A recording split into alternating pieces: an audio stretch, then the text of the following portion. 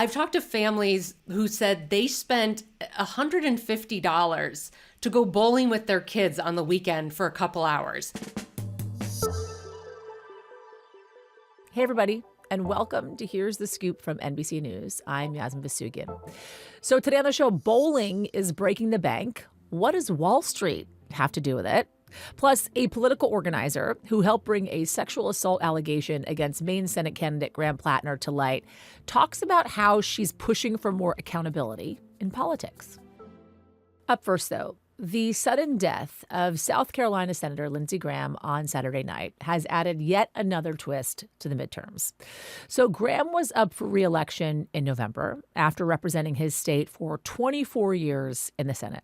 His hometown pastor says the position defined him. He loved his job and he loved America. And so, we would talk about other things, but it always went back to America. Now with Graham gone and Senator Mitch McConnell dealing with health issues, Republicans are grappling with their slim majority in Congress in an incredibly tense political moment. So I want to turn to NBC News Chief Capitol Hill correspondent Ryan Nobles, who has been covering Senator Graham for years. Hey, Ryan. Hey, Yaz. Thanks for having me. It's good to have you. Senator Graham was elected to Congress back in 2002, to the Senate specifically. What would you say he will be most remembered for? What is his legacy? I think overall, in the grand scheme of Lindsey Graham's career, the thing that will most be remembered was how he was at the center of everything. You talk about immigration, you talk about foreign conflicts, wars, budgets, spending showdowns, government shutdowns. Lindsey Graham always had an opinion, and he was always in the room where it happened. He found a way to have relationships with everyone in leadership, the most important members of the Senate, the most important members of the House, but also presidents. Obviously, we could talk ad nauseum about his relationship with Donald Trump, how complex that was. But he also had good relationships with Joe Biden. They had a deep, long friendship. He had a relationship with Barack Obama. He had a unique sense of how to get access to power, to develop a relationship with those in power, and then to use that power toward his policy goals. You mentioned former President Biden in his statement after Lindsey Graham's passing. He mentioned serving on the Senate Foreign Relations Committee alongside Lindsey Graham and talking about how they didn't necessarily agree on a lot of issues. They had a lot of shouting matches, and I'm paraphrasing some of the statement from the former president, but nonetheless reminding folks, right, how much Lindsey Graham's presence meant, especially when it came to foreign policy. Lindsey Graham just returned from a trip to Ukraine. He was a staunch advocate for Israel, and he was advising most recently the president on the war with Iran, the ongoing war with Iran. How is this going to affect the president's focus when it comes to some of these foreign policy issues that remain overseas? I think it's important to keep in mind that Lindsey Graham's position as a foreign policy hawk, as someone who believed in American intervention, believed in using American military might across the world, that was for years a pretty standard and conventional Republican position. It is no longer a standard and conventional Republican position. In fact, that position is fading in the Republican Party in a big way. Donald Trump was among the leaders in kind of stepping back from that idea of the United States being the policeman of the world. That was kind of a bedrock of Trump's America First policies. But it is because of the relationships of powerful players like Lindsey Graham that Donald Trump kind of looked at the situation in Iran in a different light than he did with some of these other foreign conflicts around the world, and decided that Iran's threat was big enough that the United States needed to intervene.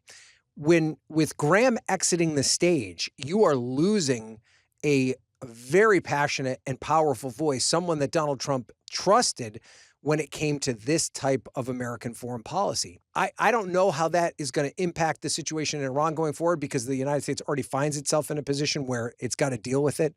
But I will say, for someone like Vice President J.D. Vance, who comes from the other end of that spectrum, very much opposed to American intervention of this type, does he have a stronger voice now because he doesn't have someone with the same level of influence in those rooms anymore? Let's talk about what's next here, because the midterms are coming up. Senator Lindsey Graham had won his primary, What does his death now mean for the midterms and the fight for Senate control for the Republicans? I think in the grand scheme of things, it probably matters little. The governor, McMaster in South Carolina, it looks like he's going to appoint Graham's sister to serve out the balance of his term, which is an interesting choice and decision. Senator Graham was very close with his sister. He basically raised her after both of their parents died at a relatively young age.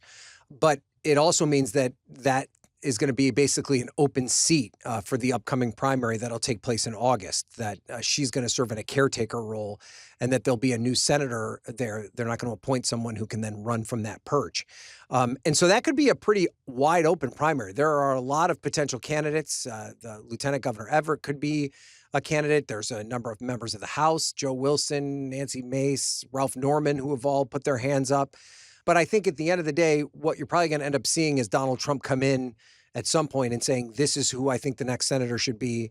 That person will win the primary relatively easy in August, and then they'll go on to win the general election because South Carolina is such a red state. So in terms of the balance of power, it's probably not going to change things all that much. But in terms of the influence that South Carolina has and the impact that seat had on the powers of government, that was an institution that Lindsey Graham built over more than 30 years in both the House and Senate. And you're just not going to do that overnight. It's going to take a long time for someone to develop that level of relevance. All right. So amidst all this, we have been talking now for a few weeks about Senator Mitch McConnell because there has been some mystery around his condition, his health. And he's been missing from Congress for a few weeks now. We have now gotten a statement from him, and his team has released a photo on his family's behalf. That came out on Sunday after we learned of the death of Senator Lindsey Graham. What have we learned? So what his office is telling us, and they released a statement in McConnell's voice, which is the first time we've heard any sort of a direct statement from him since he went into the hospital almost a month ago. And in that statement, they say a lot. First of all, that he did not have a heart attack. He did not have a stroke. Those were two of the major things that were speculated based on the paramedics' calls, the video that CNN obtained that showed him being taken from the house. There was a lot of people that just were under the assumption that he had either a cardiac event or some sort of brain event. He says he was unconscious and that he fell. What's not really clear in the statement is whether the fall came before or after he was unconscious. And then he said, and this is the key thing that's I think they're using to try and explain why he's been in the hospital for so long, is that he contracted pneumonia while in the hospital and that they wanted to keep him under doctor's care during that period of time as he recovers from pneumonia, because pneumonia in an 80-year-old could be a death sentence. And I think that all of that without any sort of, if you're looking at that in a tunnel vision and you had no reason to question it, would all be a pretty plausible explanation. But the problem is that McConnell's office has been so vague and so not transparent when it has come to his health.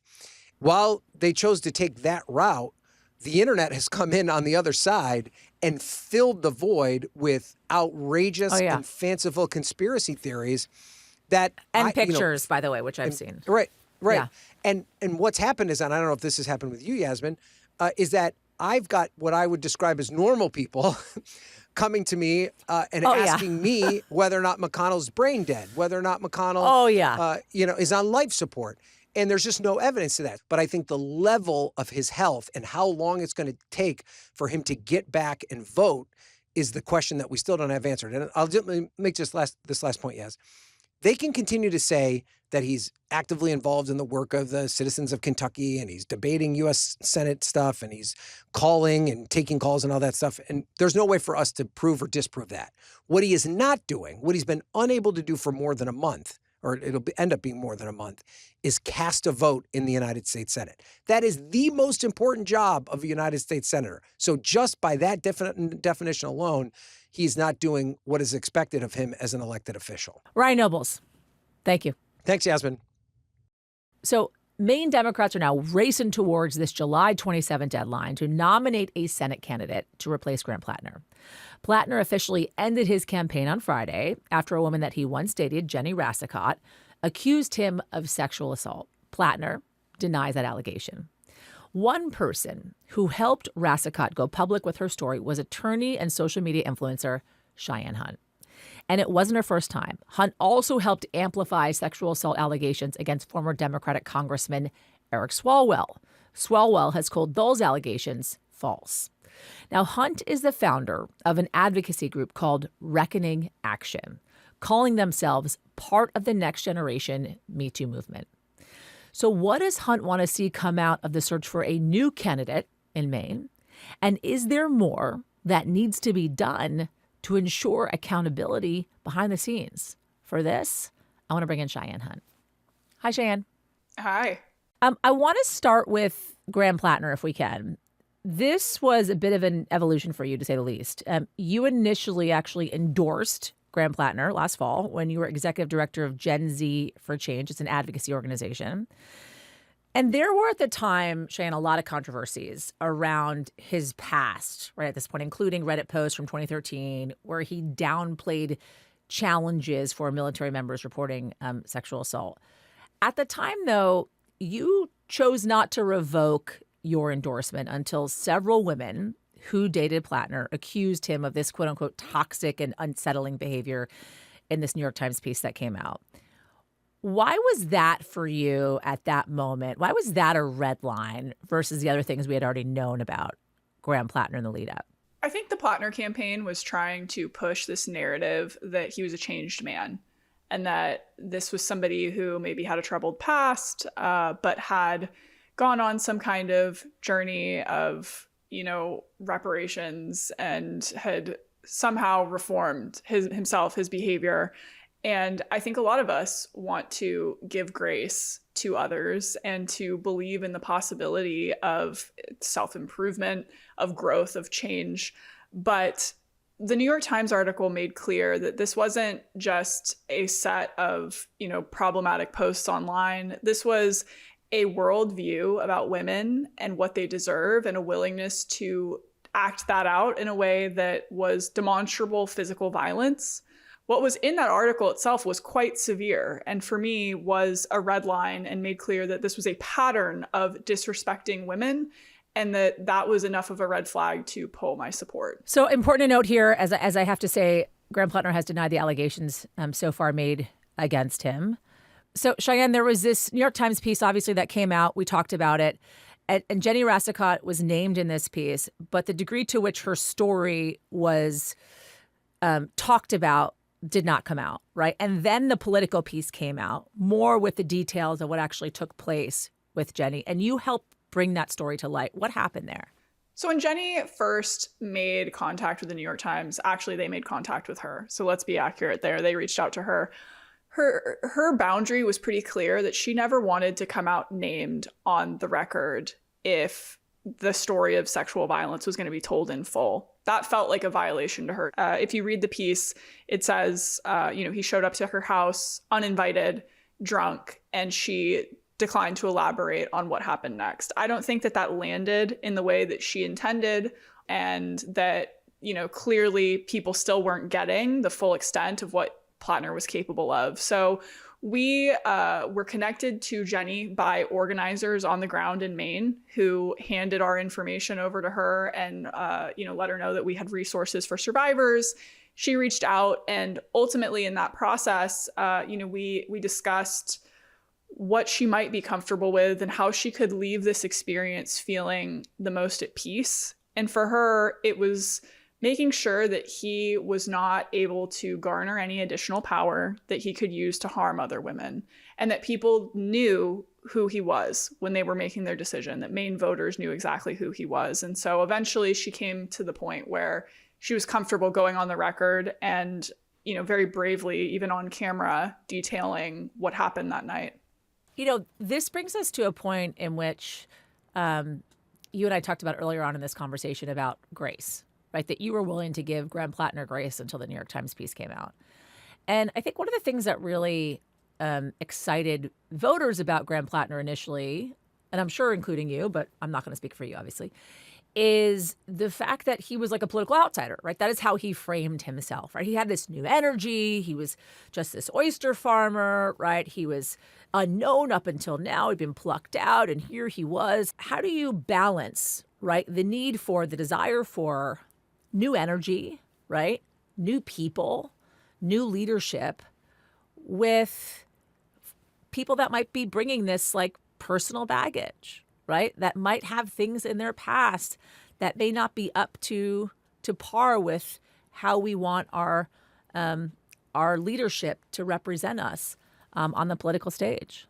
Well, I don't want to be overly simplistic about this, but the truth is we have a vetting standard in politics for a reason. Let's vet them. Like, there's been so many stories about how rushed and inadequate the vetting process of Platner was.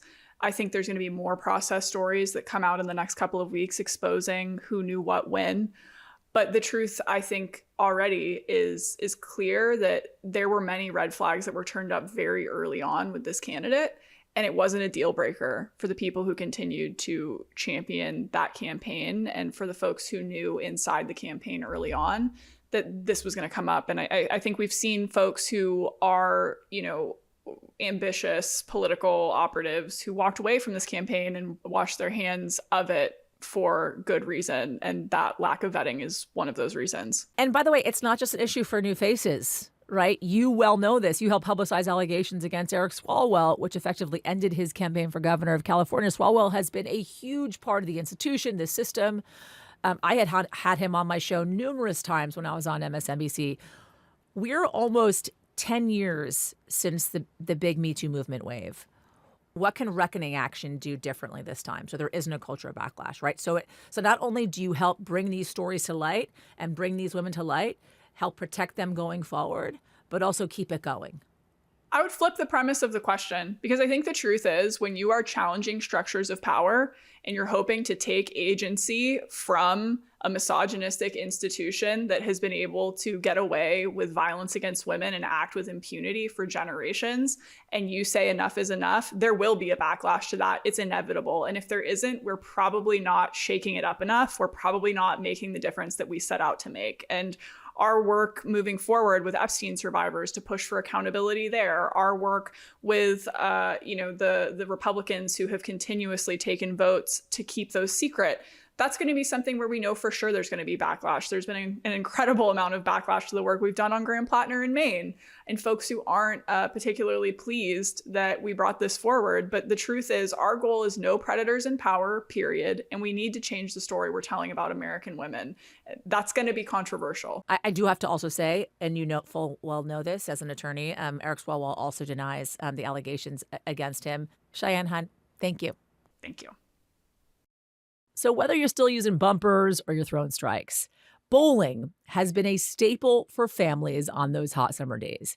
And even with the lane fees and those funny stripy shoes that don't smell very good, let's be honest, bowling was still pretty cheap.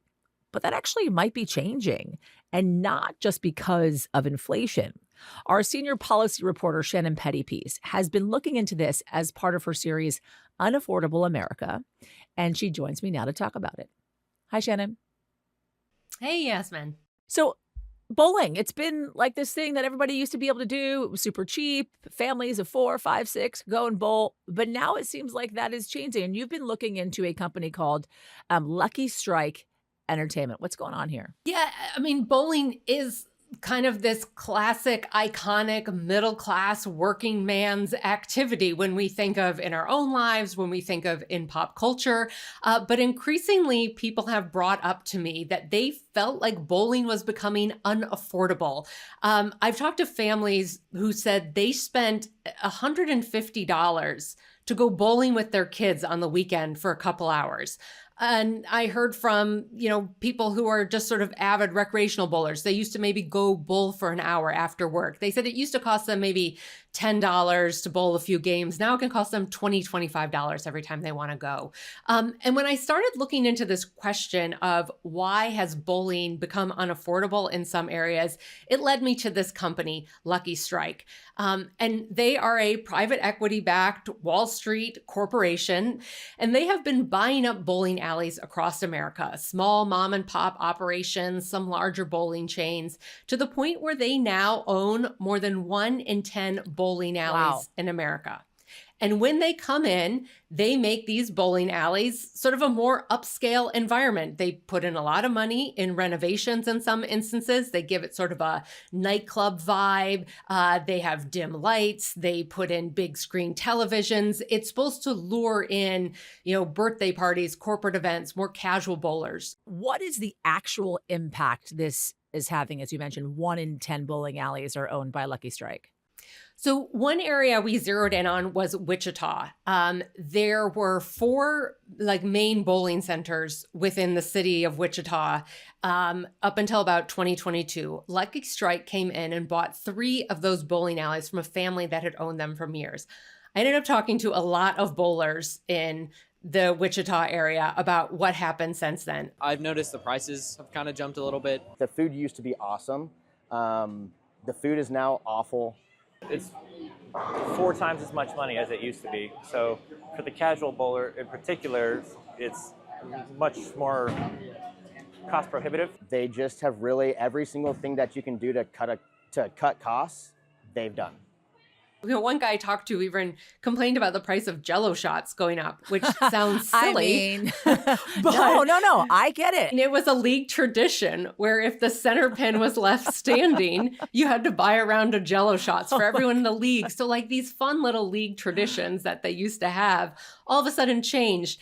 And for these league bowlers I talked to, one thing I was kind of struck by is that in this world where we're all on our phones and people complain about feeling disconnected and isolated, the bowling league, although they have shrunk and it's not what it used to be in the 80s. It's a community.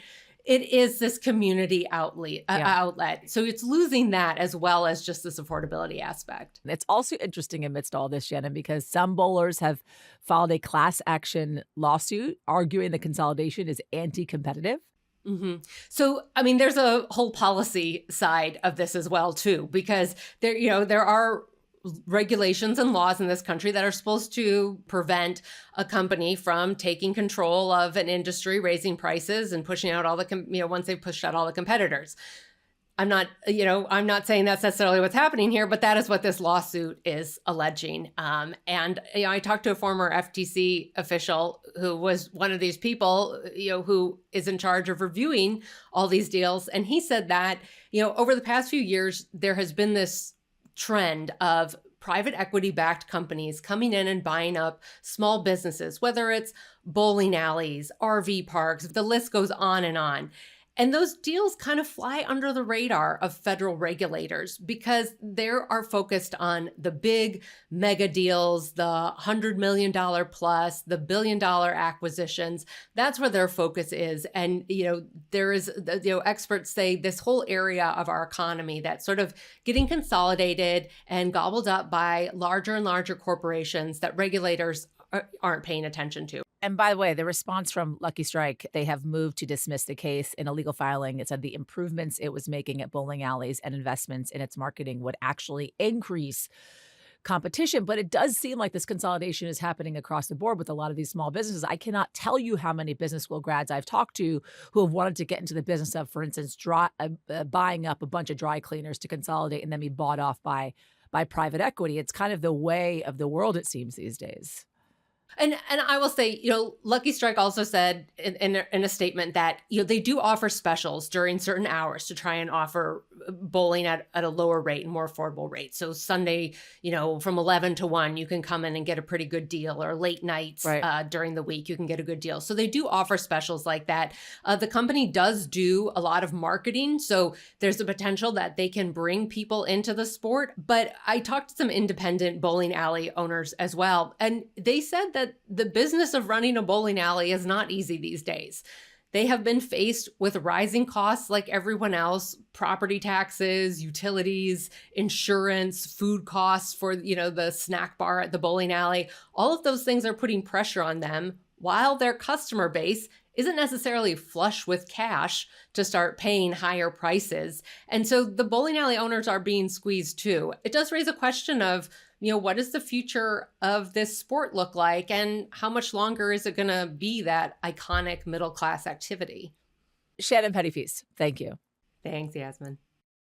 That's going to do it for us at Here's the Scoop from NBC News. I'm Yasmin Vasugian. We'll be back tomorrow with whatever the day may bring. And if you like what you heard and you saw, press the subscribe button. We'll see you tomorrow. We thank you for watching, and remember, stay updated on breaking news and top stories on the NBC News app or watch live on our YouTube channel.